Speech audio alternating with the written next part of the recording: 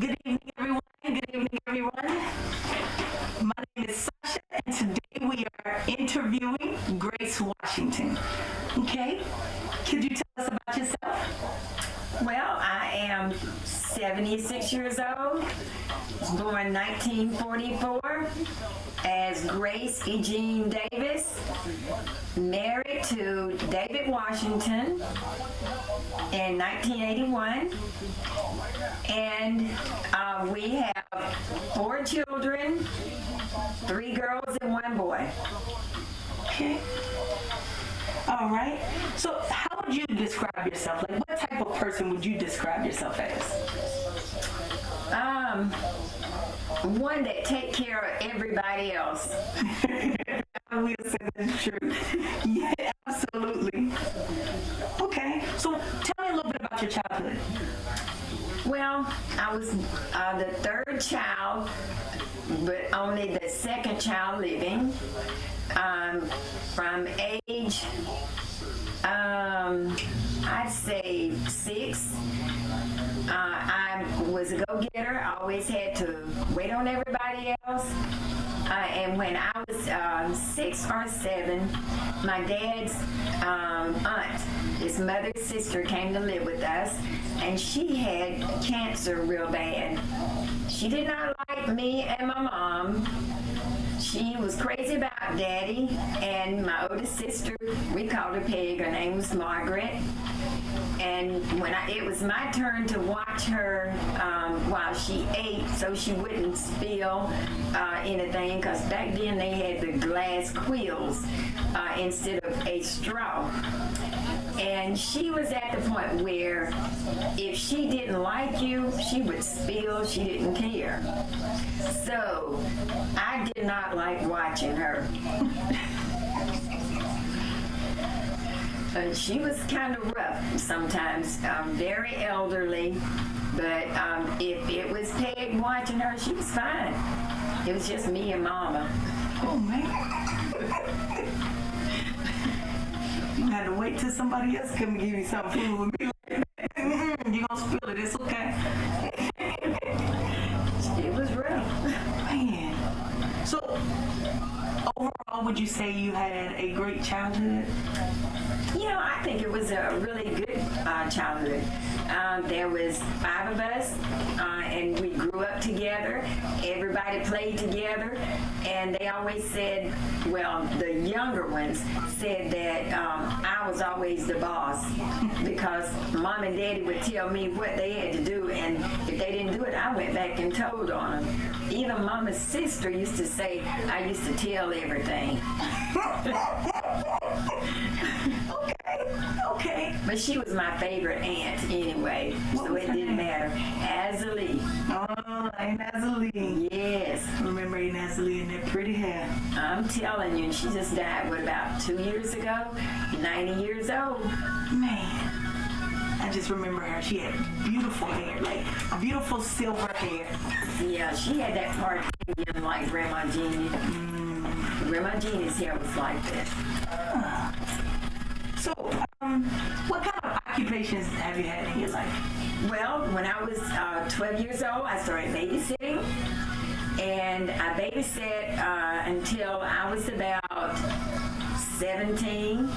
I worked at Garland Lakes Baptist Church, babysat there and cleaned. And I worked in people's homes cleaning, washing. And I didn't cook for them, though. And once I graduated from high school, couldn't find a job in a plant. Glad I didn't now. But I did work at Kmart. I worked at Kmart for over 20 years. So I retired from Kmart. Then I went to JCPenney. I even worked as a salesperson at McDonald's. I loved it all. Everybody said I was too old to work at McDonald's. Even your daddy said so. But they begged me to come back when I decided I was leaving. I bet they did. But I was supervisor at Kmart first. I was supervisor over ladies' wear. Then they gave me children's, girls and boys, the infants department and domestics department, and jewelry, fashion accessories. I was over all of those at Kmart. I left there. I went to, I stayed at home with my mom after Daddy died. And after Mama died, I worked part-time at McDonald's for a few months.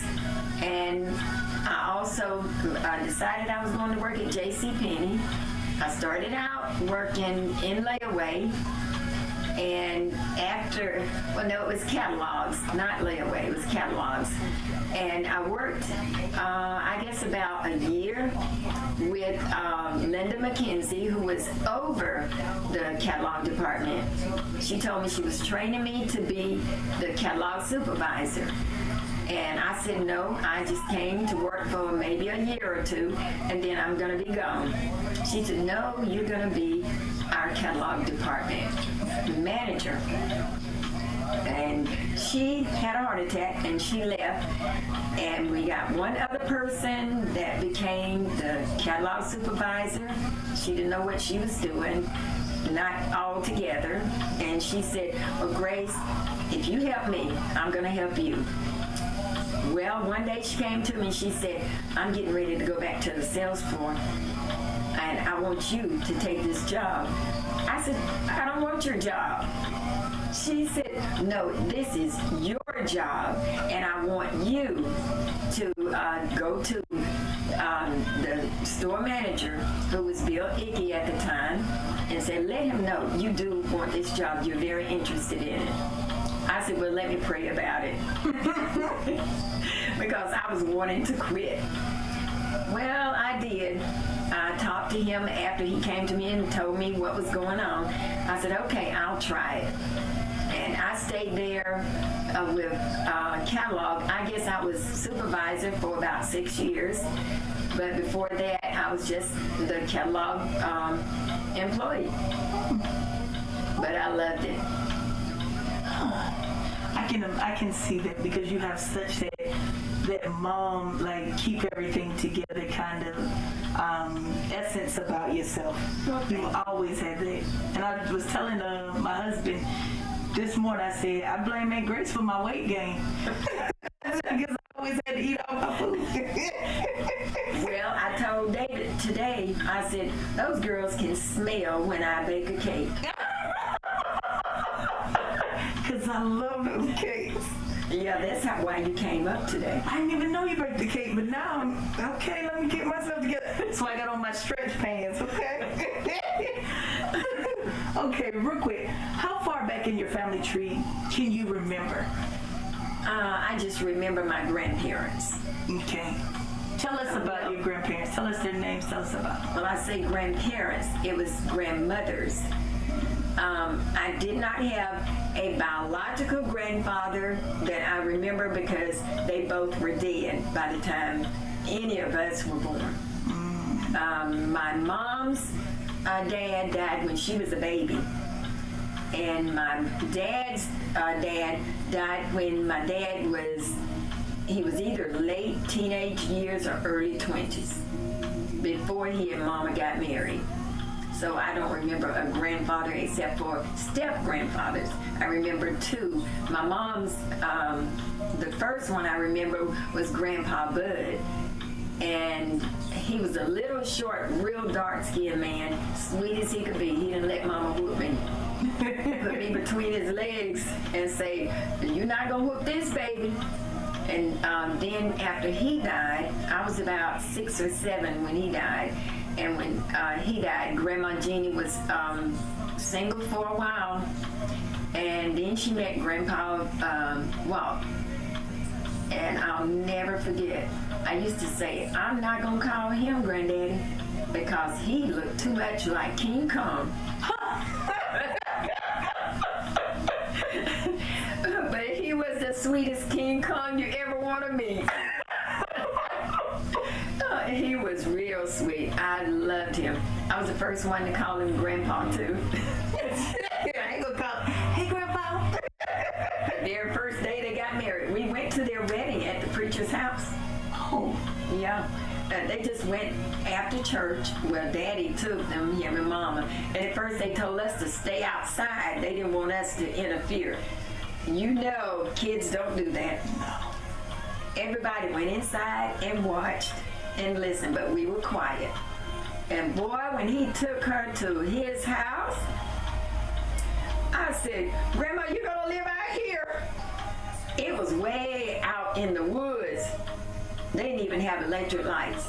Oh, wow. I told Daddy, it's getting dark, it's time to go. Oh, thank you. No, I couldn't hang with no lights. Oh, We had electric lights, but they didn't. Way out in the woods. But that man was one more sweet person. And I'll never forget, they had outdoor toilets. Well, we all did have the outdoor toilets. But Grandma Jeannie went to the toilet, and it was right down the road from where they lived, right down the yard field like. And she had her dress up and went to sit down. And a snake was up on the back of the toilet, and it started rattling. And she jumped and ran out the door, and she forgot to let her dress down. She was running, wow, snake, snake. And it's not far from where our church is down there, Spring Hill Church. man. I probably forgot I had to use it. I used it on myself. No. I don't know whether she used it or not. That made me never want to go to the bathroom. But it really scared her because the snake was up there, and she looked back and saw it, and she just ran out. And said cars was going past, screaming and laughing. And Grandpa was saying, Jeannie, put your dress down. Ain't worried about no dress. Almost done. He went down there and shot the snake. Dang. He killed it. So tell me a little bit about Grandma Jeannie. Well, it was my mom's mom. She always came to stay with us when Mama had a baby, stayed with Aunt Azalee when she had a baby. And Aunt Azalee was Mama's only sister living. She had one other sister, and she died when she was 14. And both her brothers, one died when he was a teenager, and he was mentally and physically impaired. But the other one was shot after he got out of the Army. He stayed in El Paso, Texas. And the man said he was cleaning his gun, but he shot him. And nothing was ever done about it. Wow. So I got to meet his wife and his one was his biological son, one was his stepson. I got to meet them about a year before his son died. He was already dead, and years later I met his son, and his name was Marvin Jet. Yeah, and I think Aunt Madge has died now, but she had Alzheimer's. About 5 years after we went up there, she started showing signs of Alzheimer's. So we don't know what happened because hadn't been able to reach them again. Man. Yeah. And his name was Marvin Jet? Mm-hmm. So what about Grandma Ann? Grandma Ann was Daddy's mama.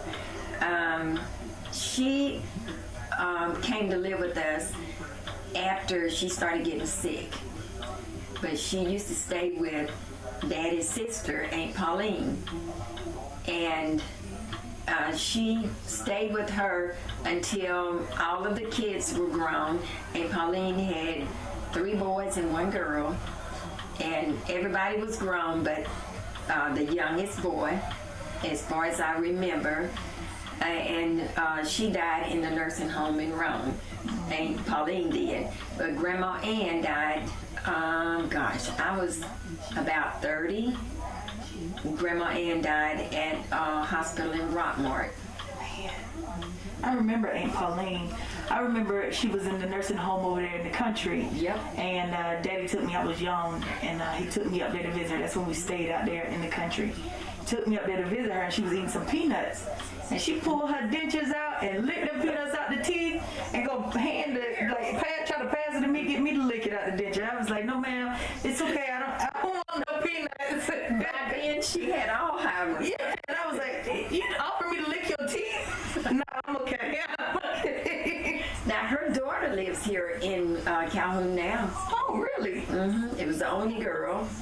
She had the 3 boys. I don't know exactly where they are now. One is living in the old home place, the home where they were all born, for as I know. His name is Luther McCoy.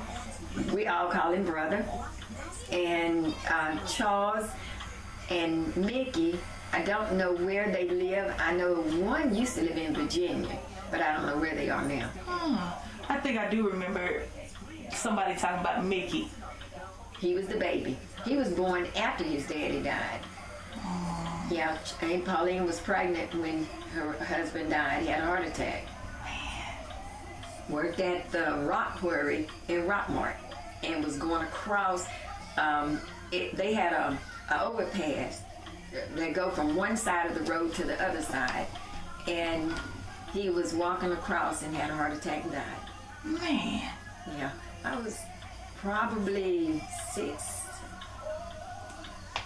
between 6 and 12. I can't really remember how old I was when he died, but I can remember Mickey was not born, but we found out Aunt Pauline was pregnant when her husband died. That's got to be a struggle, taking care of all of that stuff by yourself, especially in that time. And that's why Grandma Ann lived with Aunt Pauline. Yeah, but she was living with her before, but she stayed once Uncle Luther died. That makes sense then. Yes. Because then it makes it easier for everybody. Okay, so what is something you wish you had kept or saved from your past? I wish that I had kept all the pictures that we had when we were growing up.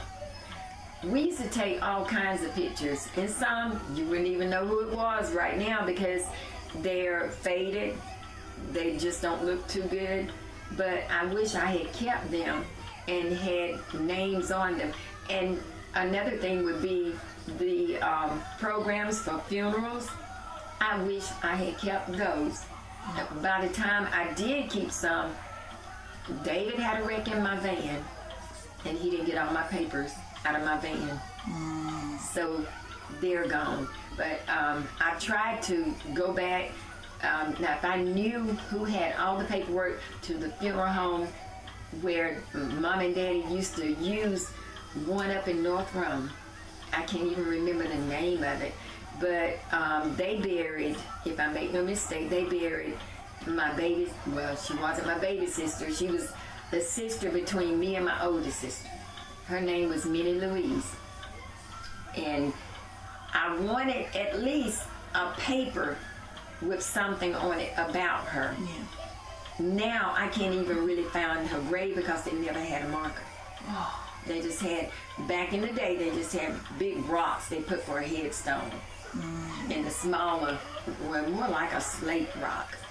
And they didn't put nothing on them.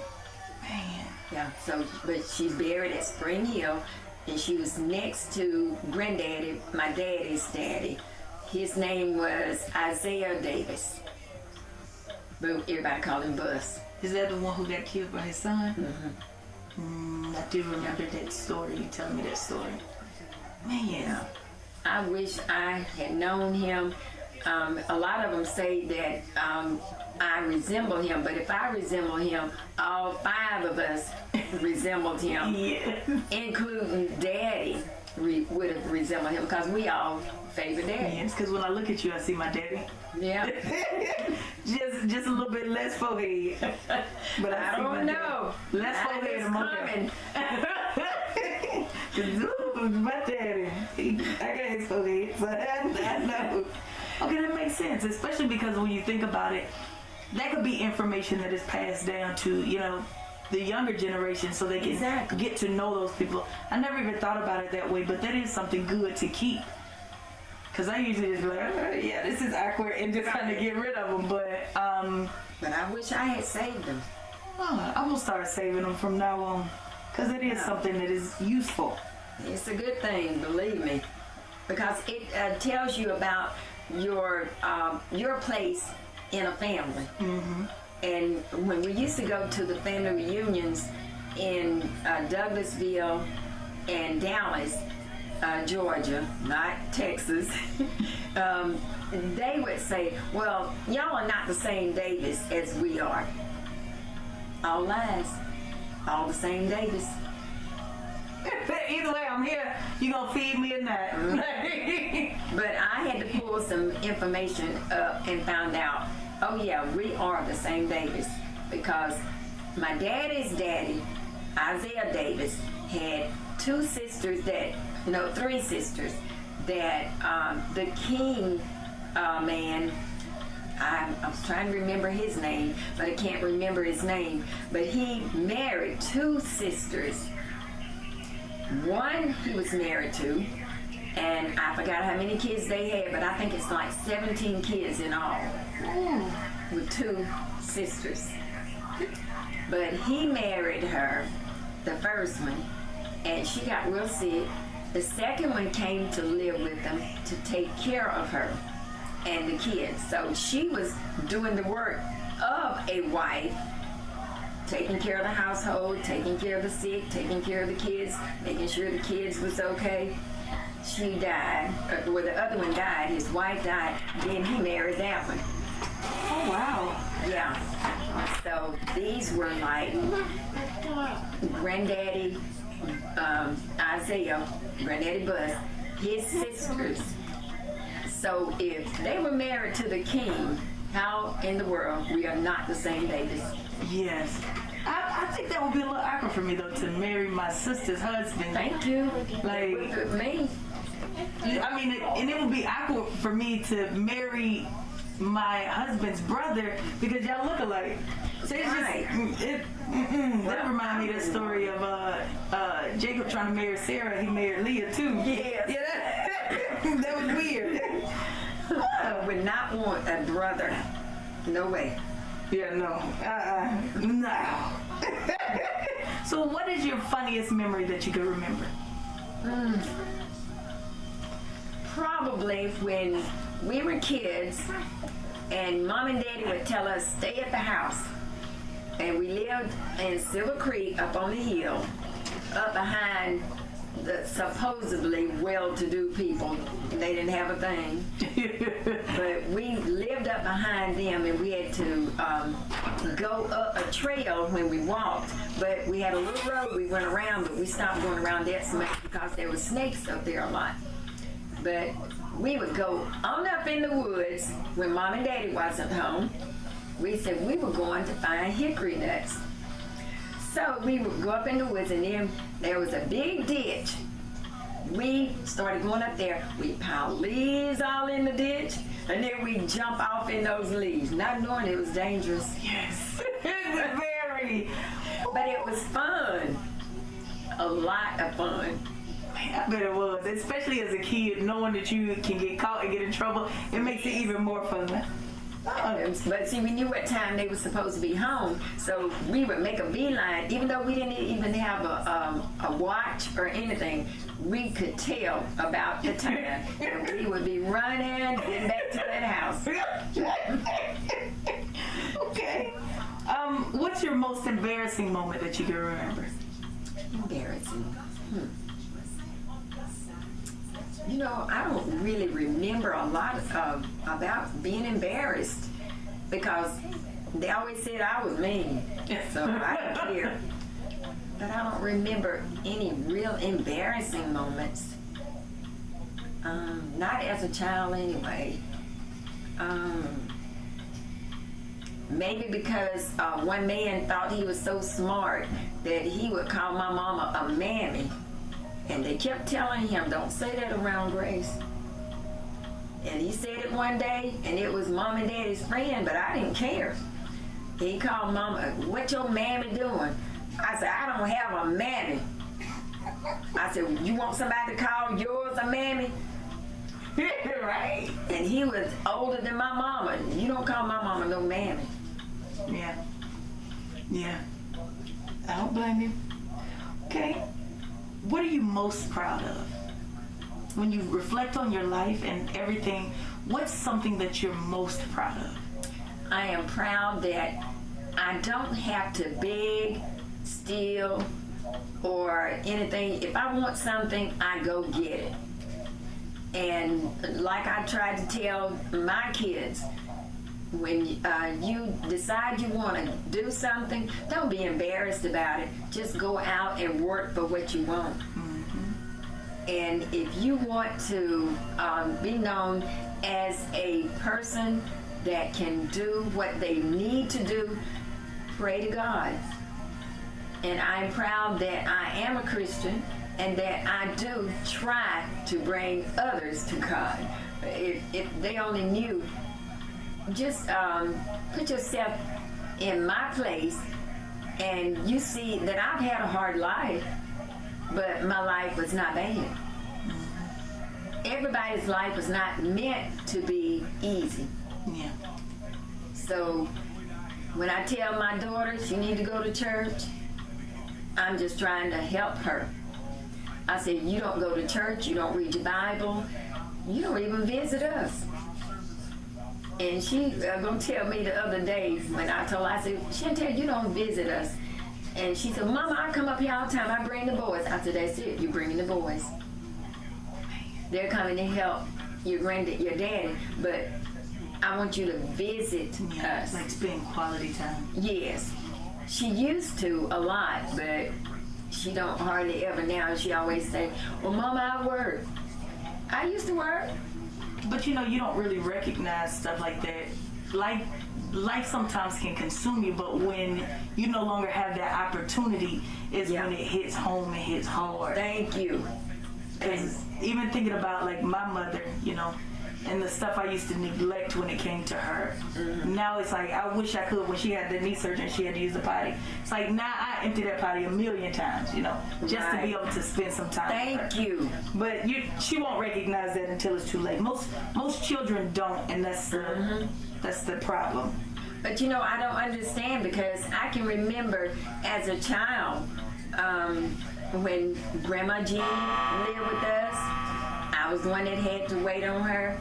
And I remember one time, I can't remember which one of my cousins told me they didn't like to come down there because they couldn't stand seeing Grandma Jeannie look like that and being sick. I said, I don't like it. It's just something that have to be done. Somebody's got to do it. And like I told Chantel, whenever, if I'm sick, I don't want to have to call somebody and say, well, will you come and help me? I don't want to have to do that. Yeah. So You I shouldn't have pray. to. As hard as you work to get her where she is, you shouldn't have to. Exactly. That makes sense. And she always tell me she's gonna take care of me when I get old. I was like, I am old. No, not quite. Now my daddy, he old, but you, no. Well, we're both old. We just don't want to be old. But I'm gonna keep going as long as God let me go. Yeah. I'm gonna keep on going. What's your biggest regret? That I didn't make $1 million. You probably did over your lifetime and more. You just didn't have it all at the same time. No, if I had $1 million, I'd have something left because I would have invested something somewhere along the way. But if you count up every dollar you've ever made in your life, I doubt it would be $1 million. mine ain't $1 million yet either. You have to realize that back in the day, we worked for pennies. Yeah, you're right. Because when I first started working in people's homes, I would clean. One woman had 2 bedrooms, living room, dining room, kitchen, bathroom, and she expected me to put some supper on. Now, my job to her daughter had some salad one time. I was being nice, and I don't cut my salad. I break my lettuce and all. And her daughter ate it, and she told her, said, Mama, that's the best salad I ever had. So she wanted me to make the salad every time that I worked for. I only worked for them maybe once or twice a week. And I I had to mop, after vacuuming, mop and wax, then use a buffer to buff the wax. They used the wax that would cloud up, and then you had to wax it with the buffer. And I said, well, I work all day long now. $4 a day. What? Yes, ma'am. $4? $4 a day. That's when I was in high school. You had to clean your own house for $4. Like, $4 ain't even gas money for me to come over here for real. Honey, when I went up to $5, two of them couldn't believe that I was going to charge them $1 more. I was working like at 2 and 3 different houses because my mom got us jobs trying to teach us how to work and all. We already knew how to work. We had to clean the house. But anyway, two of them decided they didn't want to pay. Well, I told them, I said, well, I'm going to have to quit. And so I left one. And the other one called me and asked me if she paid me the $1 more, would I come back? Yes, because that's what I told you in the first place. Thank you. That's the only reason I went back. Now I didn't stay long though. Okay, so what has life taught you so far? To be mindful of what you say to others, and that you can make it in life if you trust yourself as well as God, because you got to trust God first.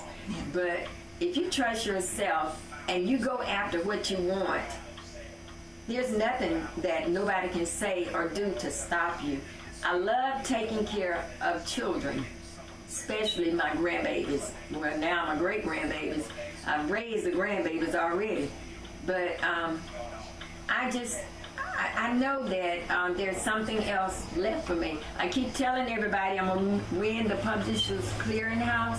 Nobody believes it. So when I do win, I don't want none of them coming to me. Don't come share at me nothing. for nothing. I don't blame you. No. Like the little red hen. Yeah, get out there and do it for yourself. You didn't believe me then, don't believe me now. You right. You're right. So, do you have any historical events that you remember, like that you lived through that you remember? I can remember when Martin Luther King was killed. And we were at home when we found out about him getting killed. I remember when JFK was killed. We were at school. We all left school crying. Like he was right there with us, and we knew him personally. We did not know him. We knew of him.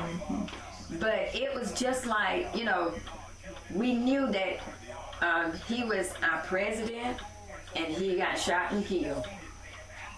I can remember when Martin Luther King, they all marched across that bridge, the Alabama Bridge.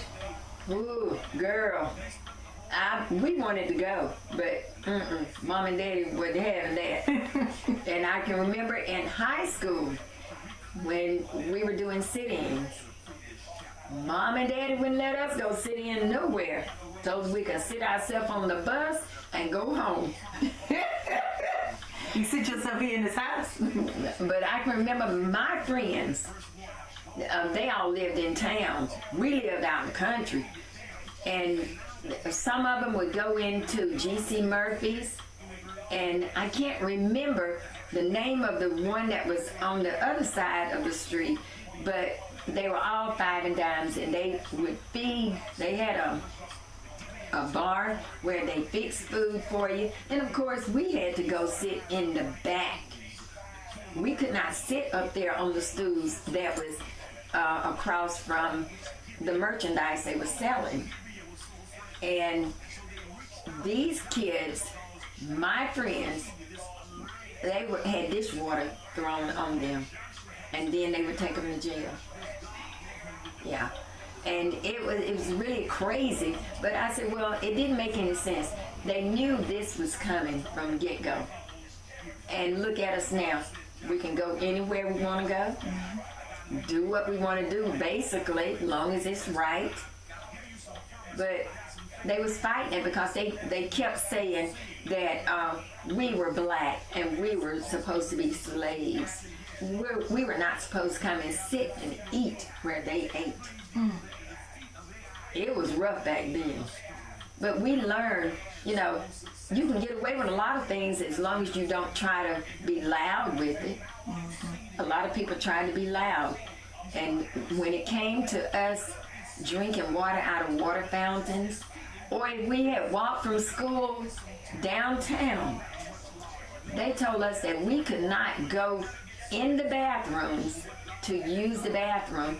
And then years later, they had a bathroom at Cress's, was it Kessler's downtown. They had an upstairs and a downstairs, so we got to go to the bathroom there. And then there was one at, I think it was Belts, that was on that side of the street. And we could go upstairs then, but there was too many times when we could not go in. I can remember when the bus station was down, you know where the Forum is now. Well, the bus station used to be somewhere back in there. We went to the bathroom. Well, we thought we was going to the bathroom there at the bus station. They told us we had to go around to the back. We could not go there in the front. We couldn't even order food in the front. We had to go outside at the window and tell them what we wanted. You can't get my money then. We stopped going back there. So thinking about like how black people were treated back then, like how does that make you feel looking back at like the things that you had to endure? I know everything is done for a reason. I don't know what the reason was back then, but I thought it was all so wrong that they treated blacks the way they did. But I'm glad that I went through it and not my, I don't know, not my children like you all. I don't think y'all would have been able to take it. No, but I probably got killed. Because I have my mama and my daddy mouth. And see, I have a smart mouth. So people couldn't say too much to me without me saying something back. So mama would try to keep me with her a lot of times. If we were downtown, she said, come over here and stand by me. Because if somebody jumped in front of me, I would holler in a minute. I was here first. Sound like Ben. Mommy, did you see them get over in front of you? Speed up so you can go around them and get back in front of them. I'm like, boy, I ain't getting no ticket. Thank you. No. We had to walk just about everywhere we went. Dad had a car. And if he and Mama was at work, we was at home. Your daddy and our brother stole mine and Vanette's bike, rode to the store on the bike, broke it half in two. Said they had a wreck. I don't know if they hit the car or what, but they hit something, and the bike come back. It was broken too. They call themselves trying to hide it from us at first. I had to beat you with the same bike. Yeah, they were gonna hide it. Man. So even like when I talk to my students about like the civil rights movement and you know the different things that occurred and like the emotion that goes into that fight, I just don't feel like people have the ability to do those things today as much as they did then, because the fear is greater now. I'm gonna lose my job. I'm gonna, like, those people were willing to give up their lives just to, you know what I'm saying, have equality and to be treated as humans. So let me ask you one last question. Do you have, what would you like to be remembered by? And, well, I guess that's two questions. What would you like to be remembered by? And what words of wisdom would you like to leave to the future generations? I don't know what I would like to be remembered by. As a kind person, one that would help you if you really need it. And everybody knows I love cooking as long as it's sweets. My type of person. and I'm always there to help others. When they need help, I don't mind helping them. I've got a friend that live over the road here, and she knows that if can't nobody come get her and take her to the doctor or whatever, she knows, let me call Miss Grace, she'll come do it. And I do, because I don't know when I might need help. And if I help others, I know they're going to help me. Well, I don't know about this new generation. Just stick to the older ones. Because if you were born after, I would say 99, I don't know, they're a little sus. A lot of them are. And like I tell them all, your day is coming. Yeah. Whether we realize it or not, we've got a day. Our days are numbered on this earth. So if you want help, you got to learn to give. You're right. You're right. And what was the other question? Because I don't remember. Words of wisdom you would like to leave to the future generations. Always be ready to help someone, because someday you're going to need help. Mm-hmm. And as long as you're willing to help others, there's always going to be somebody there that's willing to do for you. You might not like the way they do it, but it's God's way of doing. And like I told my brother, I love him. He's the only one I got left out of our immediate family of siblings and mom and daddy. He's the only one I got left. So I love him. There's nothing that I wouldn't try to do to help him. He always says that. And I guess what I would always remember you by is being firm love. And when I say firm love, like, you mean what you say. You mean business. And if you got to whoop somebody, you'll whoop somebody. There you go. But it is unconditional love that you offer, and you do it with the best intent, the greatest intent, and you really try to be openly there for people and just love on everybody. And I can say that throughout every memory I have of you, all of my memories are loving. Even when you would force us to eat our food and I'd be sitting there full sad, like, I don't want to eat this. It would be because you wanted us to have good food and you wanted to make sure we were fed and we were good. But honestly, I don't have any negative memories of you at all, and that's very rare to say about people, is that you don't have any negative memories about. Not even when your daddy used to say I was gonna beat y'all to death. I mean, I was scared. Because I knew Aunt Grace meant business. Okay, I just knew I was gonna get my butt beat, but it was never one of those. I felt like it was any kind of ill intent or malice in it. It was always out of love. It was. I was afraid. I was very fearful, but I never felt like you didn't love us, and it was never a situation that you didn't show us that you love us. Even if you didn't verbalize it to us often, you always made us feel that way. Well, thank you. Because you all were our babies. You were my babies more than you were their babies. I don't care what they say. Yeah, you all were my babies. I never had any birth children, and I took all of you as my children. And that's the way I do my stepchildren now. I told them, I said, when I married your daddy, I married y'all too. Yeah. So all of you are still my babies. I don't care how big you get, how old you get, you're still my babies. And I wish I could get out here more often to see you. It's just trying to balance life. I'm a terrible life balancer. You're not the only one. I am too. All right, do you have anything you wanted to say to close it up or anything? No, just try to be happy. Live life. And don't do anything wrong that you could get in trouble for.